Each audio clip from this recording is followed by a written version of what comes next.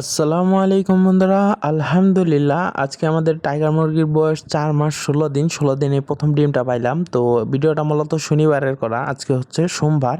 তো আলহামদুলিল্লাহ আজকে প্রথম ডিমটা দিছে। তো রাজহাঁস নিয়ে যখন হাটে গেছিলাম, হাট থেকে বাড়িতে আসার পরে আর কি বাড়িতে সবাই বলতেছে যে মুরগি ডিম দিছে। তো আইসা দেখি যে ডিমটা দিছে আলহামদুলিল্লাহ। তো মুরগির কত খরচ পড়লো, কেমন কি, এটা ইনশাল্লাহ ভিডিও দিব।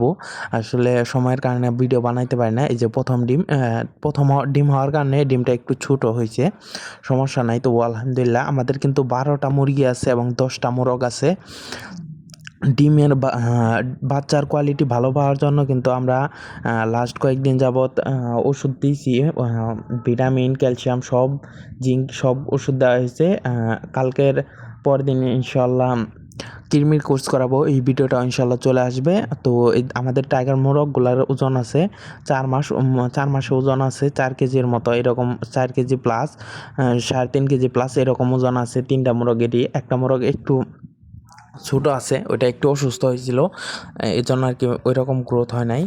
তবু আলহামদুলিল্লাহ এই দেখেন, এই যে এইগুলো হচ্ছে একদম অরিজিনাল টাইগার মুরগি। এদের কিন্তু এদের প্যারেন্টসেরও কিন্তু আমার কাছে ছবি আছে। তো রাজহাঁসের ভিডিওটা আসলে যারা দেখছেন তারা আসলে বুঝতে পারছেন আমি কি বলতে চাইছি।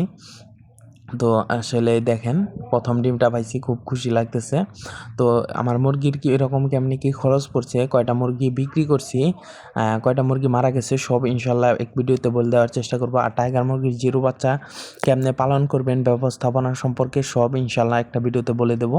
আজকের ভিডিওটা এ পর্যন্ত। ভিডিওটি ভালো লাগলে লাইক করে কমেন্ট করে চ্যানেলটি সাবস্ক্রাইব করে যেতে পারেন। ধন্যবাদ সবাইকে। আসসালামু আলাইকুম। বেল নোটিফিকেশন অবশ্যই অন করে রাখবেন।